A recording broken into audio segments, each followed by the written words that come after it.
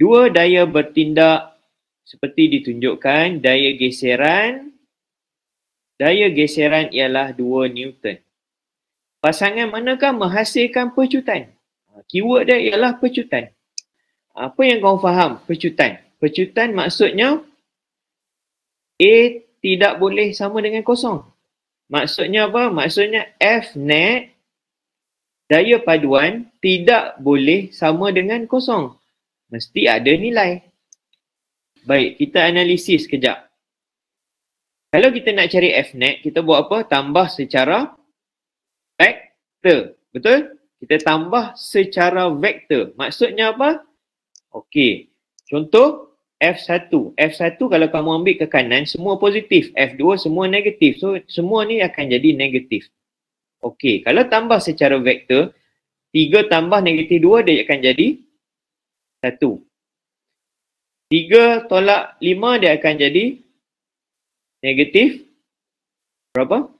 2. 1 tolak 4 dia akan jadi negatif 3. 10 tolak 8 dia akan jadi 2. Okey. Sekarang ni, masing-masing mempunyai F net. So, tak ada pun yang dapat kosong. Cuma di sini, soalan ni dia kata daya geseran 2. Maksudnya, kalau objek tu nak bergerak, dia mesti lebih ataupun dia tak boleh sama. Dia mesti lebih daripada nilai 2. Kalau daya paduan sama dengan daya geseran, dia tak akan bergerak kesnya. Kesnya dia tidak akan bergerak. Kamu tarik 2, daya geseran 2. Macam mana nak bergerak? So, mesti lebih daripada 2. Tak kira lah positif atau negatif sebab dia sentiasa arahnya bertentangan. So, yang mana magnitudenya lebih daripada 2? Ini tak boleh. Ini kurang. Yang ini tak boleh kan?